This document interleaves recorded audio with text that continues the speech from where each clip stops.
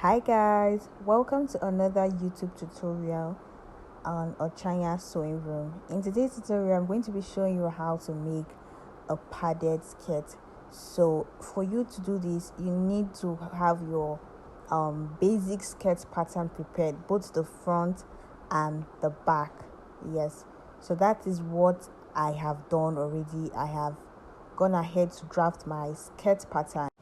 So I've gone ahead to draft my skirt pattern. So after drafting your skirt pattern, the first thing you will do is to come down from the waist point, that point where your waistline is. You're going to come down by 1.5 inches. After your waistline, you are coming down by 1.5 inches, and then on your knee point, depending on what your knee point is, on your knee point you are going up by 2 inches. So you're coming down on your waistline by 1.5 and then on your knee point by 2 inches, and then you go over to your hip point. Yes, and then you go in by 5 inches. Just watch what I am doing on the pattern paper. You are going in by 5 inches. That is from the center. You are going in by 5 inches. So after doing that, you are going to connect the points together. That is the point at the hip, at the knee point, and the waist. You're just going to connect it together. As you can see, I used my pattern master ruler to do that. Yes, if you cannot use your free hand, you use your pattern what's it called, your pattern ruler to make that sketch. So after doing that, after joining the points, your pattern should look like the way it is looking on my own, right? On my own pattern. So the next thing you want to do is to cut out the draft that you have made.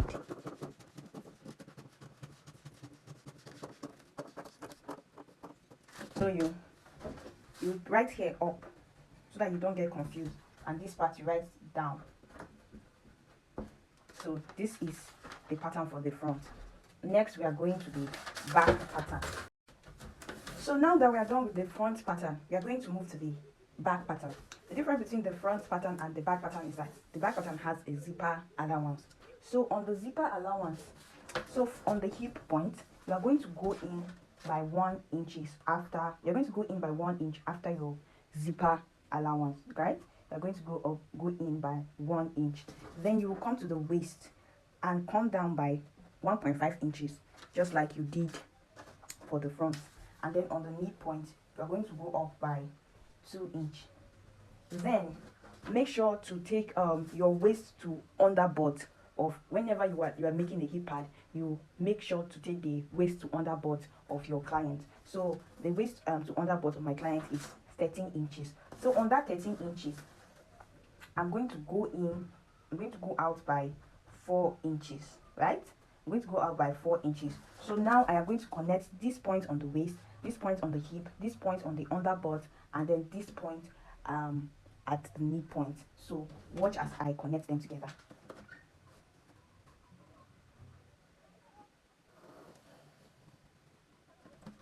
You first of all use your curve. Then after using your curve, you can now shape it very well.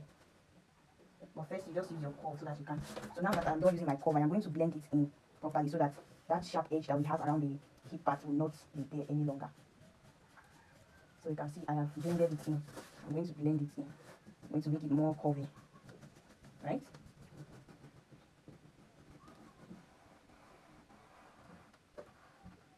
Yes. So this is what it looks like. So after now, we are going to cut.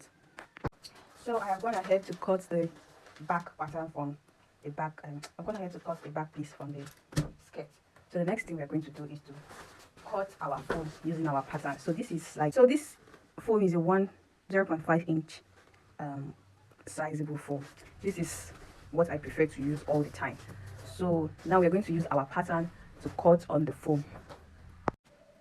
So I'll be placing the back piece on my foam like this. We should fold your foam into two so you can cut two pieces at the same time, because you need two pieces, one for one side of the butt and the other side for the left side of the butt. But I would like to maximize this particular foam here. That's why I'm cutting it one. So you place your foam like this, and then you start cutting on this side where you are joining your back piece to your front piece. You add a 1 inch seam allowance, but the other, sorry, half-inch seam allowance. But around the other side of the piece, you do not need to add any allowance. So this is how we are going to be cutting it. I'm going to place it like this so that I can get the shape very well. After getting the shape, I am just going to shift it back to maintain a half-inch seam allowance. So now I'm going to shift it backward so that we can maintain the half-inch seam allowance. Then I am going to cut around here. Remember, around this place, we are not adding any seam allowance because you are not joining anything around that point.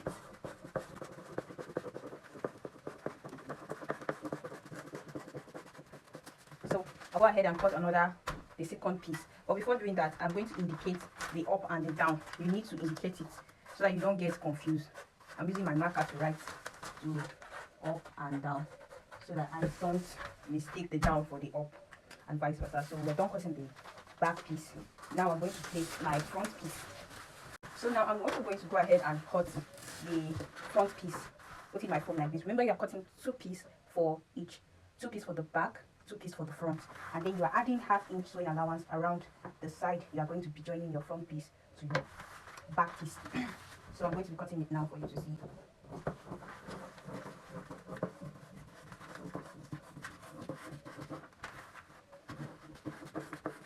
Remember, you're not adding seam allowance to the other side.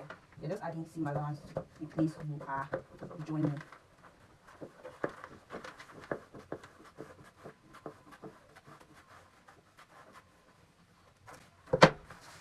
And don't forget to indicate writing up here, because this is the up part. I'm writing down here just to indicate. And then I'm marking an arrow pointing towards this direction, because this is where I am going to be joining to the back piece. So this is how it's going to look like. You're going to be placing this and this together. This is how to sew it. You're placing this and this like this, right? You're putting the upside to the upside of this one, and then the downside of this one, you're putting it here. And then you're just going to stitch down with half-inch sewing allowance. So I'll go over to the sewing machine, and then when I'm done stitching it down, I'll come and show you what next to do. So I already joined the back to the front, as you can see. So this is the inside and this is the outside. So I already started trimming. You're going to trim the outside. Make sure you trim it like this. Be very careful. Make sure that you don't chop off the foam. You trim very cautiously. You trim like, say, 2 inches away from the inside of the kidney. So you just keep on trimming and trimming and trimming round. You're going to trim round. See what I did here? That's what you're going to do. So you're just going to trim. Yes. So you're going to pin it down like this. You're going to hold it down with your pins, and then you start to sew. So you first of all start with the needle. You make sure to go down by 2 inches before you place your pad. On your skirt, you go down by 2 inches before placing your pad, and then you start sewing like this. It's best sewing with pin on the foam so that it doesn't shift.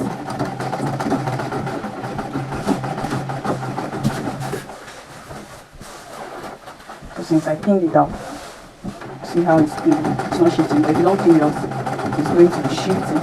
It's going to be a hard time to sew. You're going to find it very difficult to sew.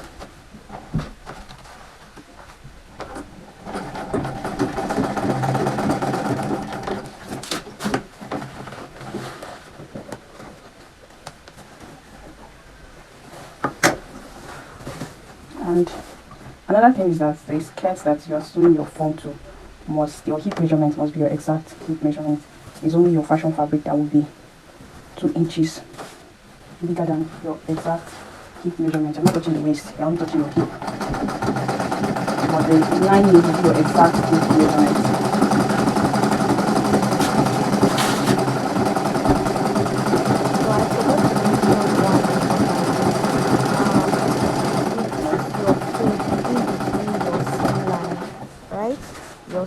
neckline, that is the seam that is joining your back skirt piece from your front skirt piece. That is where you are joining the form to.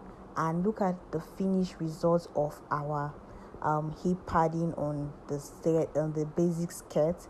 So I am going to be showing you how to join it to your fashion fabric in another video, because I do not want this video to be very long. Thank you for watching. Bye.